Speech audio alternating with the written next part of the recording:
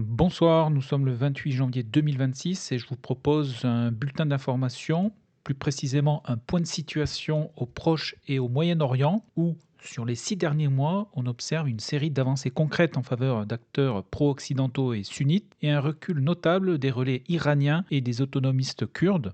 Ces changements qui redessinent l'équilibre régional, mais la situation reste très volatile.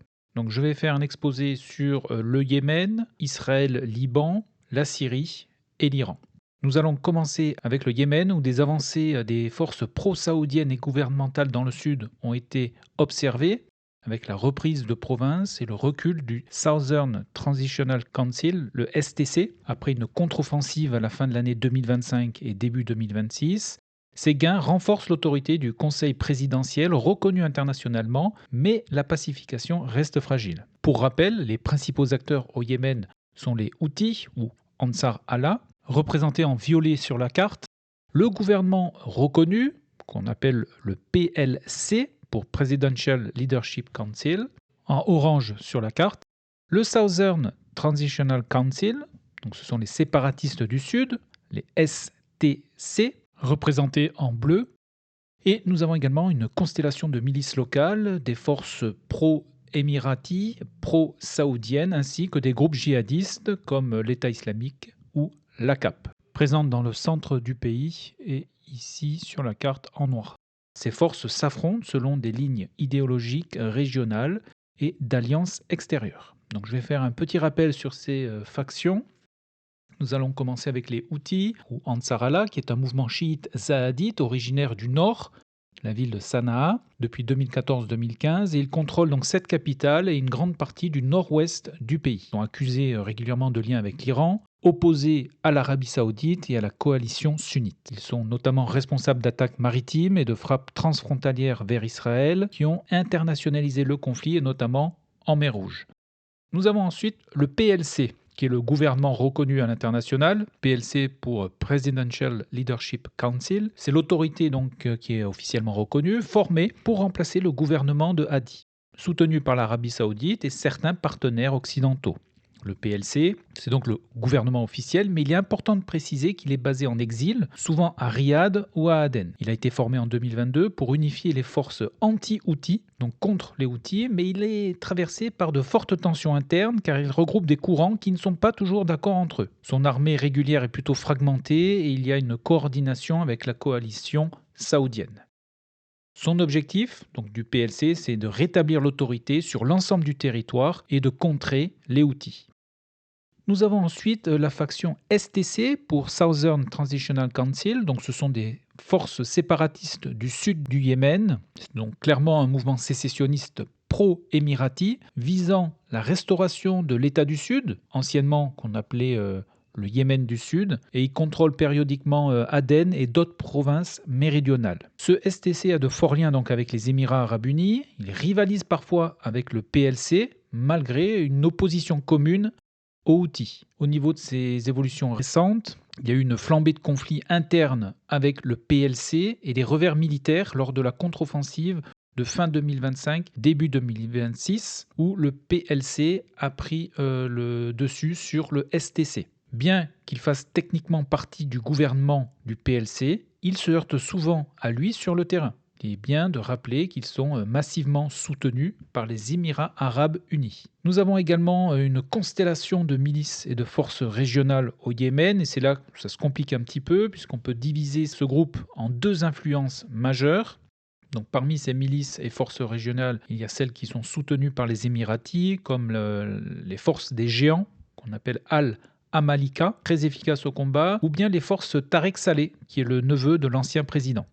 Et à contrario, au sein de ces milices régionales, nous avons les forces qui sont soutenues par l'Arabie saoudite. Elles soutiennent davantage les restes de l'armée régulière et le parti Al-Islah, qui sont proches des frères musulmans. Donc ce sont également des acteurs clés dans le sud et sur le littoral du pays, et parfois en tension ouverte avec le PLC ou le STC, selon les intérêts locaux. Nous avons également au Yémen des groupes djihadistes, ACAP et État islamique. Donc l'ACAP, C'est Al-Qaïda dans la péninsule arabique qui reste actif. Il profite du vide sécuritaire et l'État islamique a lui des cellules plus limitées mais persistantes. Au niveau des menaces, donc c'est toujours pareil, c'est attentats, enlèvements et contrôle local ponctuel qui compliquent la stabilisation et l'aide humanitaire.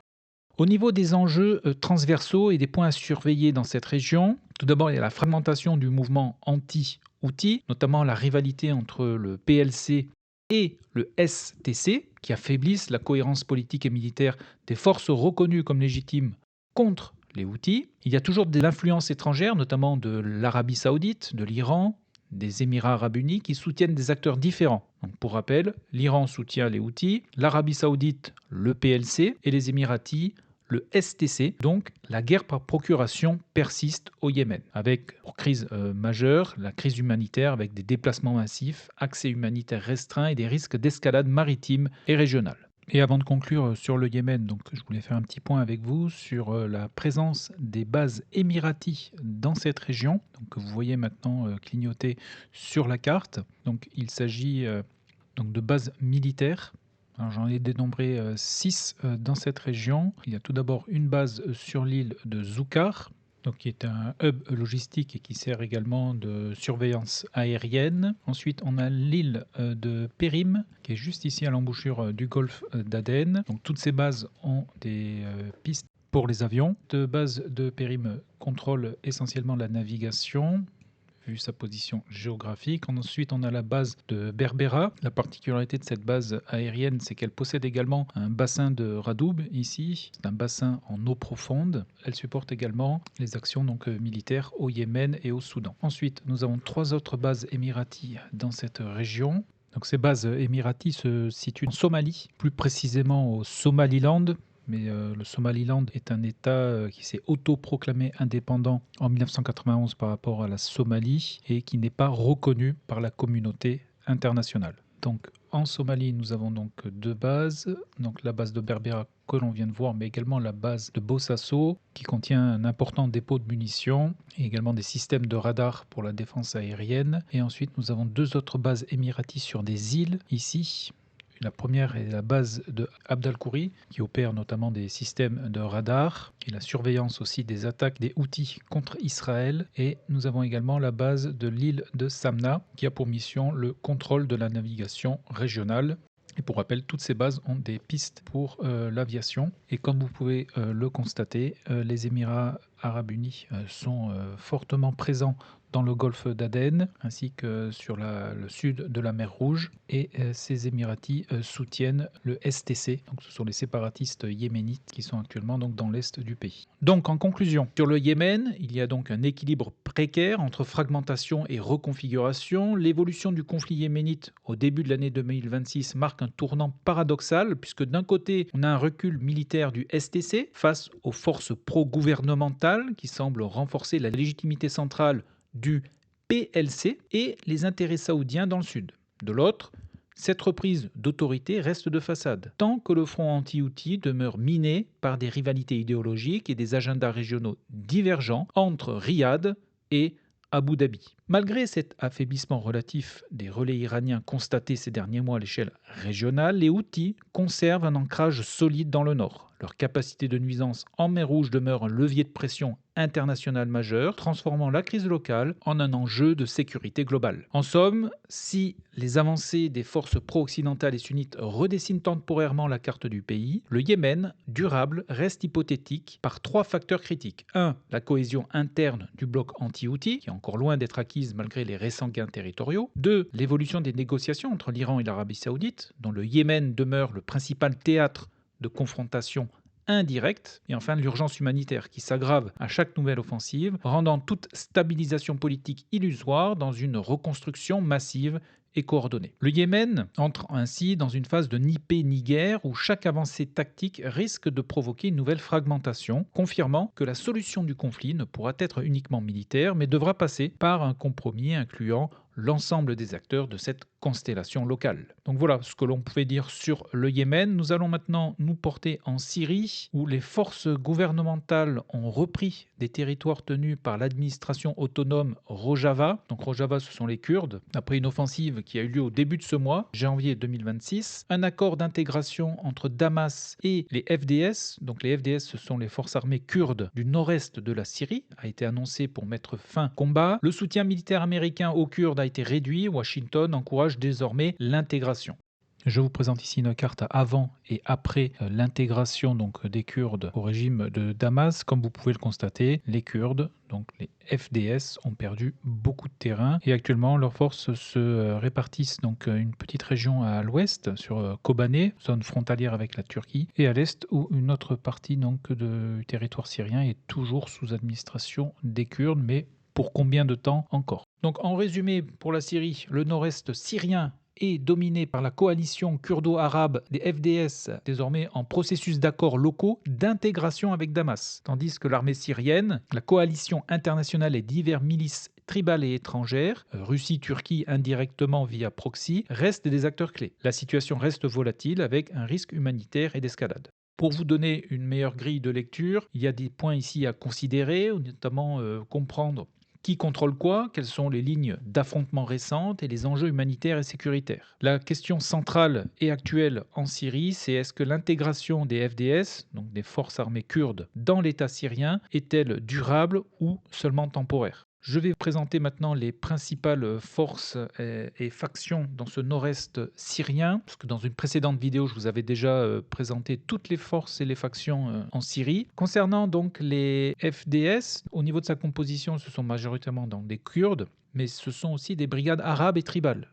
C'est une structure politico-administrative que l'on nomme AANES, qui gère les services locaux. Il contrôle historiquement la majeure partie du nord-est de la Syrie, y compris les champs pétroliers et des camps de déplacés. Au niveau des forces pro-turques, qu'on a donc la SNA, Syrian National Army, son rôle après l'offensive de 2024-2025, ces forces ont pris et consolidé des zones frontalières, infligeant des pertes aux FDS, donc aux Kurdes. Leur présence a ici redessiné la carte du contrôle territorial. Récemment, des avancées ponctuelles dans des zones tenues par les FDS, accord de cessez-le-feu et d'intégration individuelle de combattants. Damas cherche ici à reprendre le contrôle des postes frontières qui sont tenus justement par la SNA, donc ce sont des forces pro-turques, distinctes des forces de Damas. Il y a eu des accords récents aussi qui prévoient le transfert de certains camps et des installations à l'État syrien. Les États-Unis dans la région ont toujours assuré un soutien aux FDS, donc aux forces kurdes.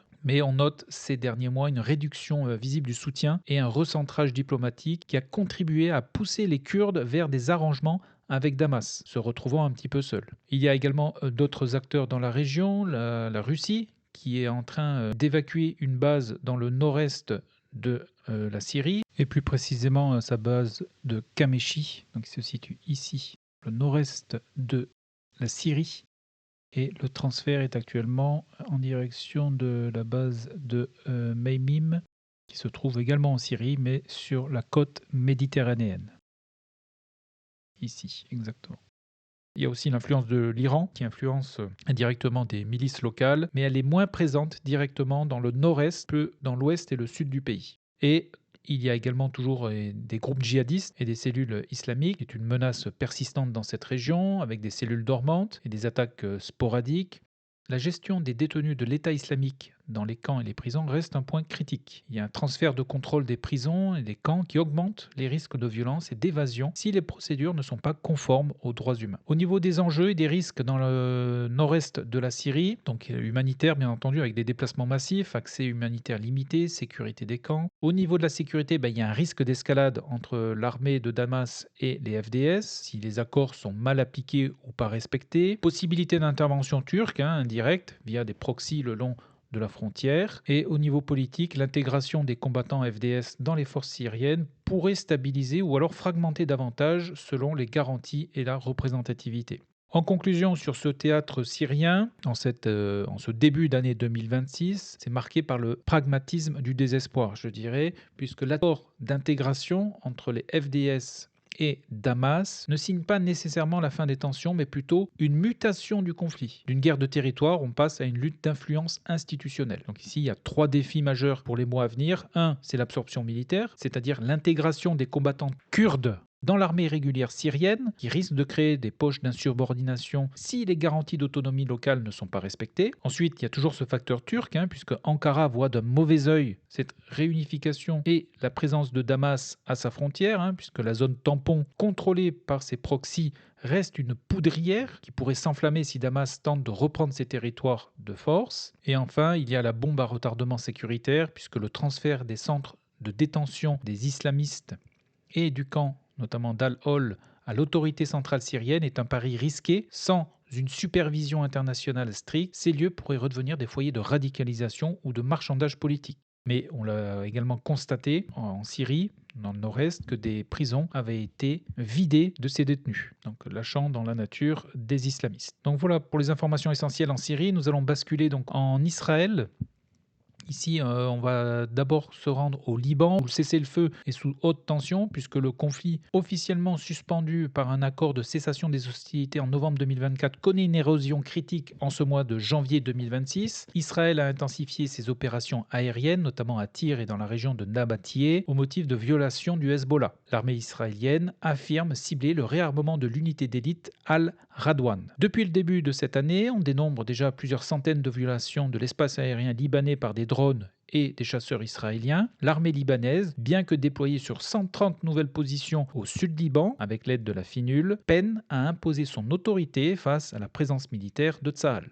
En Cisjordanie, la situation ne se limite plus à du maintien de l'ordre, mais prend la forme d'opérations militaires de grande envergure. Ce mois-ci, sur Hébron, il y a eu un raid qui a été qualifié d'opération à grande échelle et qui a visé des infrastructures militantes, mais a aussi causé d'importants dégâts aux infrastructures civiles. Ces opérations s'inscrivent dans une stratégie de contrôle permanent des camps de réfugiés. L'année 2025 s'est achevée sur un record historique. Le gouvernement israélien a approuvé la création de nouvelles colonies. On estime désormais à près de 700 000 le nombre de colons en Cisjordanie et Jérusalem-Est qui sont répartis sur plus de 200 sites. D'ailleurs, en parlant de Jérusalem-Est, c'est sans doute le point le plus symbolique et le plus condamné diplomatiquement, puisque le 20 janvier 2026, les bulldozers israéliens ont commencé la démolition de bâtiments du siège de l'UNRWA à Sheikh Jarrah. Donc l'UNRWA, c'est UNRWA. C'est un office de secours et de travaux des Nations Unies pour les réfugiés de Palestine dans le Proche-Orient, un organe donc qui appartient à l'ONU et qui est accusé donc par Israël de collusion avec le Hamas. D'ailleurs, l'ONU a licencié 9 employés de cet organisme. Il est avéré que le Hamas a utilisé le sous-sol de certains bâtiments, notamment le siège à Gaza, pour installer des infrastructures, mais l'UNRWA, l'UNRWA, affirme qu'elle ne pouvait pas savoir ce qu'il y avait sous terre, tandis qu'Israël soutient que c'était impossible à ignorer. Il n'y a pas de preuve que l'UNRWA, en tant qu'organisation internationale, collabore officiellement avec le Hamas. L'UNRWA emploie 13 000 personnes à Gaza, la plupart issues de la population locale, donc il y a eu des failles de sécurité et des dérives individuelles réelles, mais pour l'ONU et la majorité de la communauté internationale, ces dérives ne justifient pas de qualifier l'agence entière de partenaire du Hamas, alors qu'Israël y voit une preuve de corruption structurelle. Nous allons maintenant nous porter en Iran, où il y a une crise intérieure majeure, avec une vague de manifestations depuis la fin du mois de décembre 2025, liée à l'effondrement du pouvoir d'achat, des sanctions et de l'inflation. Le pays subit actuellement aussi des pressions externes, notamment avec des sanctions, et ces facteurs affaiblissent la capacité de projection régionale de Téhéran. En termes de géolocalisation, le porte-drone iranien, donc répondant au nom de Iris Shahid Bagheri, a été géolocalisé dans le port de Bandar Abbas, donc comme vous pouvez le voir ici sur l'écran, hier, donc dans la journée du 27 janvier. Il fait 180 mètres de long et peut donc accueillir des drones, mais également des hélicoptères. Et il est donc prépositionné non loin du détroit d'Ormuz. Et en marge, on assiste actuellement à un redéploiement stratégique américain dans la région. Le cœur de la pression américaine repose sur le groupe aéronaval USS Abraham Lincoln, qui vient d'entrer dans la zone d'opération du CENTCOM, donc CENTCOM pour commandement central en anglais. Ce groupe aéronaval est arrivé donc dans la région le 26 janvier. Sauf erreur de ma part, il est accompagné donc de 3 destroyers lance-missiles de la classe Arleigh Burke, Ce groupe aéronaval transporte des escadrilles de F-35 et plusieurs dizaines de missiles de croisière Tomahawk capables d'atteindre n'importe quelle cible stratégique à l'intérieur du territoire iranien sans avoir besoin de bases terrestres chez les alliés arabes.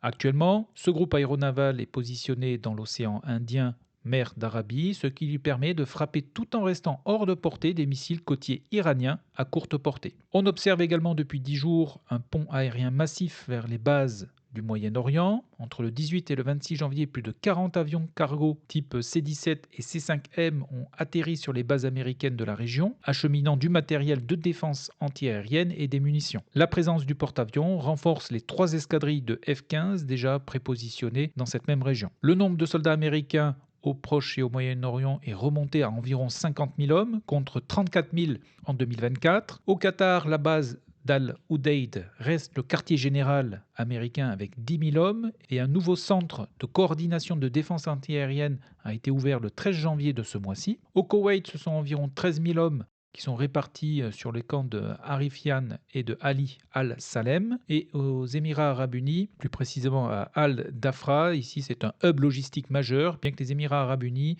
aient précisé qu'ils ne souhaitaient pas que leur territoire serve de base de départ pour une offensive directe sur l'Iran.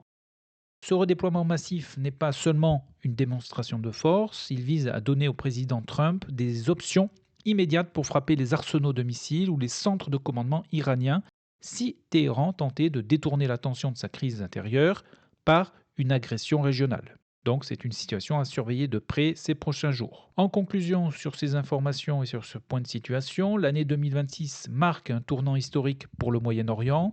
La région sort d'une décennie de guerre civile et d'influence de milices pour entrer dans une phase de recentralisation étatique, mais sous haute tension. Ce Moyen-Orient de 2026 n'est plus un champ de bataille pour le contrôle de territoire par des milices, mais un échiquier de puissance étatique, Arabie Saoudite, Israël, Émirats arabes unis, Turquie, Égypte, États-Unis, qui tentent de définir un nouvel ordre sans l'Iran des mollahs. Au niveau de son risque majeur, cette stabilité apparente repose sur la répression des aspirations locales, les Kurdes, les Sud-Yéménites, les Palestiniens. Si les États centraux ne parviennent pas à intégrer ces populations de manière juste, la paix de 2026 pourrait n'être qu'une courte trêve avant une nouvelle explosion sociale. Ce que l'on peut observer donc sur ces 6 derniers mois, c'est que les gouvernements reconnus et alliés sunnites, donc Arabie Saoudite et Émiratis, gagnent en influence opérationnelle, tandis que l'axe de la résistance, pro-Iran, subit des pertes d'influence et politique affaiblies par les pressions militaires, les sanctions et les troubles internes iraniens. Ces évolutions favorisent une reconfiguration où les États-Unis et leurs partenaires locaux reprennent l'initiative, mais sans résolution des causes profondes. Ces prochains jours et ces prochaines semaines, les risques à surveiller. Donc il y a une capacité de résilience des milices pro-iraniennes, reconstitution via des cellules clandestines dans la région. Risque d'escalade Israël, Iran, États-Unis, avec des frappes transfrontalières. Et également toujours la crise humanitaire avec ses déplacements, les accès humanitaires donc au Yémen, en Syrie, à Gaza. Donc voilà pour les informations donc essentielles au 28 janvier 2026 au Proche et au Moyen-Orient. Vous m'excuserez, je n'ai pas pu être exhaustif sur tous les sujets, mais je voulais dégrossir avec vous les principales informations et surveiller donc ces situations ces prochains jours et ces prochaines semaines. Voilà, mais écoutez, je vous donne rendez-vous dans une prochaine vidéo. Je vous souhaite une excellente soirée. Prenez bien soin de vous et à très bientôt.